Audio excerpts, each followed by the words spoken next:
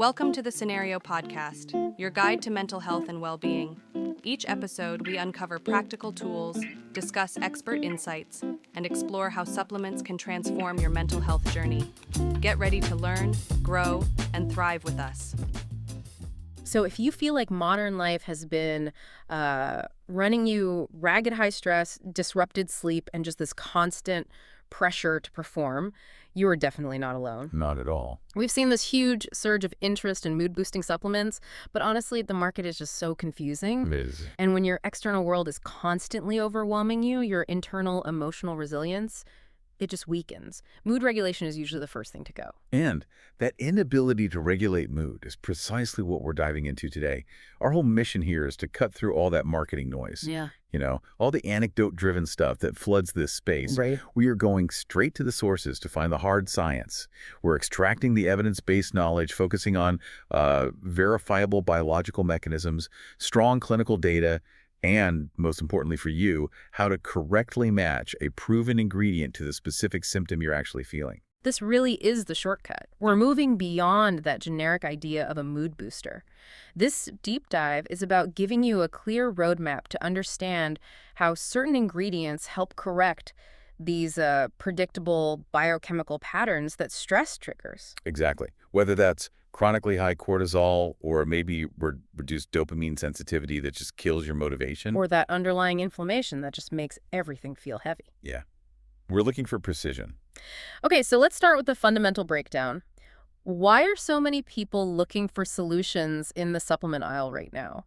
The sources we looked at suggest it's not just one thing, right? That's right. Modern stress creates a handful of predictable biochemical problems. We see people seeking support because of this, like pervasive anxiety that's linked to poor sleep, or that I know I should, but I just don't feel like it feeling. That's often reduced dopamine sensitivity.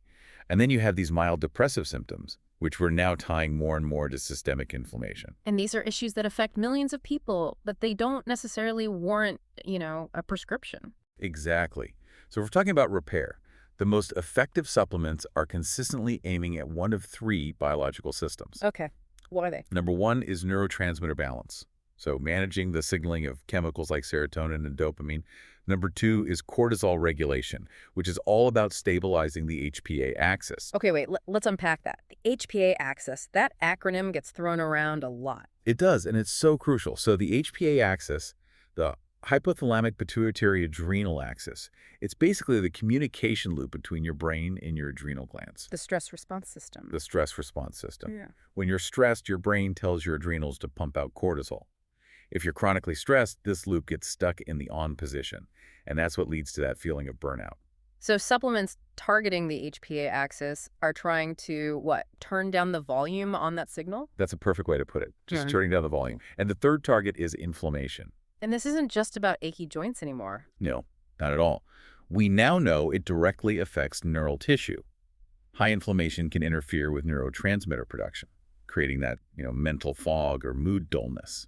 Matching the ingredient to the right mechanism is everything. And we have to emphasize, of course, that we're talking about supplements for mild to moderate issues driven by lifestyle stress. Absolutely. This is a foundational point. These are tools to support resilience. They are not replacements for clinical treatment in severe cases. Okay, so let's get into the heavy hitters. The ingredients with the strongest human clinical data. The ones that are really evidence-based.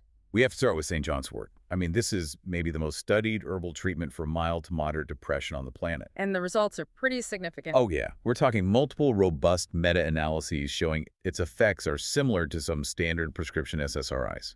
Wow. How does it work? What's the mechanism? It's really comprehensive. It doesn't just block the reuptake of serotonin, like a traditional SSRI.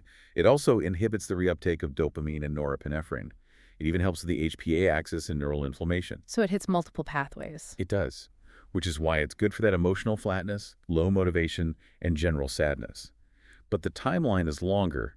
You're looking at 2 to 4 weeks for the full benefit. But with that kind of power, we have to talk about the huge safety warning. Our sources were very clear on this. And this is non-negotiable.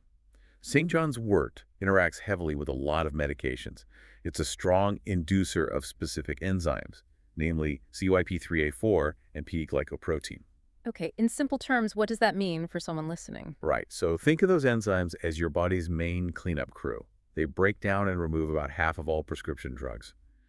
When St. John's wort induces them, it makes that crew work way too fast. So it clears the medication out of your system before it can work properly. Exactly. We're talking birth control, blood thinners, certain heart meds. They can become ineffective. So if you're on any prescription drugs, you absolutely need medical supervision before even thinking about this. That's a critical point. Okay, moving to another top-tier ingredient that's much safer, saffron. Yes, saffron has a much gentler profile, but, similarly impressive results. Multiple double-blind studies show it performs just as well as low-dose SSRIs for mild depression. And what's the mechanism there? Is it also serotonin? Mostly. It increases serotonin availability, but it also acts as a mild GABAergic modulator. Meaning it helps with calming things down. Exactly. So it doesn't just boost mood, it helps take the edge off. It's great for that emotional sensitivity, PMS mood swings, or that evening anxiety where your mind just won't shut off. And the best part is it works pretty fast, right? It does. Benefits often appear within 1 to 2 weeks at the standard 30 milligram dose, and it's very safe for long-term use. Okay, next up, let's talk about something more foundational, omega-3s, EPA and DHA. Yeah, these are all about structural support. Your brain is mostly fat, and omega-3s are a vital part of your cell membranes. Their main mood benefit comes from reducing neuroinflammation and just making those membranes more fluid so neurotransmitters can signal better. So if someone is specifically targeting mood, should they look for EPA or DHA? Is there a difference? There's a strong consensus that EPA is the one for mood, and DHA is crucial for, brain structure and vision, but EPA-dominant formulas show much stronger mood benefits, mainly because it's a more potent anti-inflammatory. And what's a good dose to aim for? Our sources say you should be aiming for at least 1,000 milligrams of EPA per day to see a real therapeutic effect. But this isn't a quick fix. Yeah, definitely not. You need patience. Unlike saffron, omega-3 benefits build up slowly. We're talking 8 to 12 weeks. It's reliable, but you have to be consistent. We can't talk about systemic health without talking about the gut. Let's touch on probiotics. The gut-brain axis is a huge player in mood now. We know that gut bacteria produce precursors to neurotransmitters like serotonin and GABA.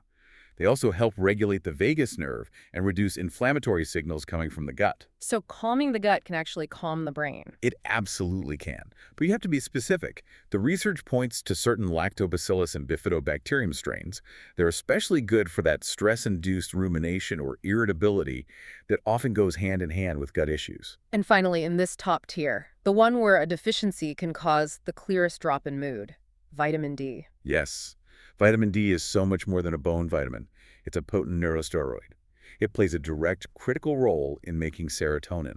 It actually upregulates the enzyme that converts tryptophan into serotonin. So if you're low on vitamin D, your body literally can't make enough serotonin. Precisely. And the data is clear. Supplementation is most effective in people who are deficient. If you live somewhere with little sun, getting your levels checked and corrected can produce a surprisingly big improvement in mood and energy. Okay, that brings us to mechanism matching. Moving from general boosters to tools for specific issues like stress, anxiety, or even cognitive fatigue. Right. So let's start with stress and anxiety. The champion adaptogen here is ashwagandha. It's famous because it directly lowers cortisol. Some studies report reductions of up to 30%. Wow. And it also gently activates GABA receptors, which calms the nervous system. So ashwagandha is like a hormonal buffer against chronic stress and burnout. That's the perfect way to put it. Then you have magnesium, which is sort of the ultimate nervous system stabilizer. It enhances GABA activity. And with magnesium, the specific form really matters, doesn't it? It absolutely does. Magnesium glycinate is fantastic for general mood and anxiety, especially if you have muscle tension. But magnesium threonate is designed to cross the blood-brain barrier better. So it's the one to choose if you want cognitive clarity along with the calm. What about for more acute relief, that feeling of overthinking or performance jitters? That's where you turn to L-theanine. It's the compound in green tea. It promotes what's called alert relaxation. It literally shifts your brain into an alpha wave state, like meditation. So it calms you down without making you drowsy. Exactly. It's great for the physical symptoms of stress, like a racing heart, and it's probably the fastest acting option we have. It works in about 30 to 60 minutes. Okay, let's talk about directly boosting neurotransmitters with 5-HTP. Right, so 5-HTP converts very quickly into serotonin, bypassing the body's normal brakes on production. It's really good for that evening depression, irritability, or sleep issues that are tied to low serotonin. But 5-HTP comes with the biggest warning label of all. This is so critical. Because it converts so easily, you must never combine 5-HTP with an SSRI or St. John's wort or other serotonin boosters. You risk flooding the system. Which can be really dangerous. It can be very dangerous. It's a very potent, targeted tool that has to be used on its own and with caution. Okay, now shifting to things like inflammation and cognitive fatigue. Let's talk about curcumin. Curcumin, the active in turmeric, targets mood by dialing down inflammatory signals like TNF-alpha and IL-6. When that inflammation goes down, the brain fog often lifts. So what does that feel like for the listener? Who is this for? It's best for people whose low mood feels like heavy and dull, physically exhausting. If your mood issues seem to be dragging your thinking down with them, curcumin is often the right choice. And for that real sluggish feeling, that cognitive fatigue. That is the classic use case for ginkgo biloba. Yep. Its main job is to enhance cerebral circulation. It literally improves oxygen and glucose delivery to the brain.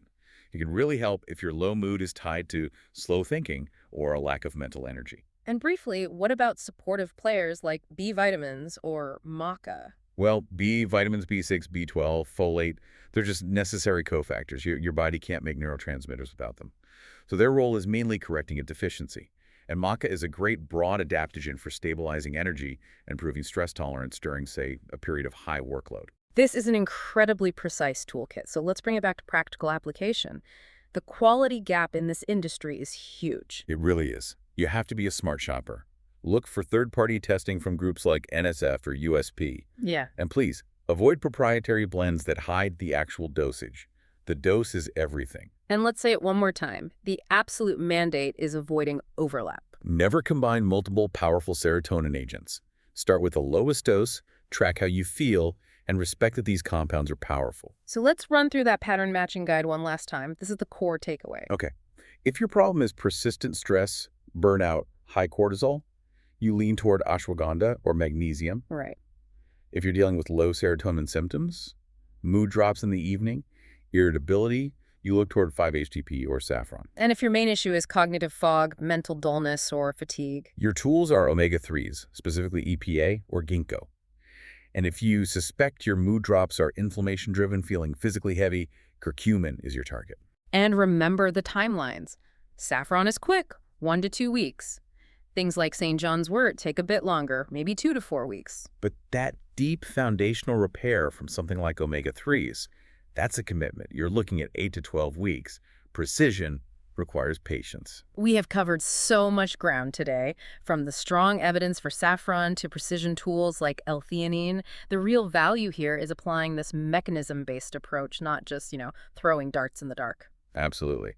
And here's a final thought for you to consider. Yeah. Given the really strong evidence linking common deficiencies, vitamin D, B vitamins, omega-3s to mood issues, maybe the very first step isn't a powerful adaptogen. Maybe the first step is just investigating and correcting your foundational nutrient levels. That simple baseline repair often produces the clearest and most reliable improvement in mood stability before you even add anything else. Correcting the foundation is often the fastest route to real resilience. Thanks for tuning in to the Scenario Podcast. Don't forget to visit scenario.com for more expert tips, articles, and supplements designed to support your mental health. If you enjoyed this episode, remember to subscribe and share it with a friend. Until next time, take care of yourself.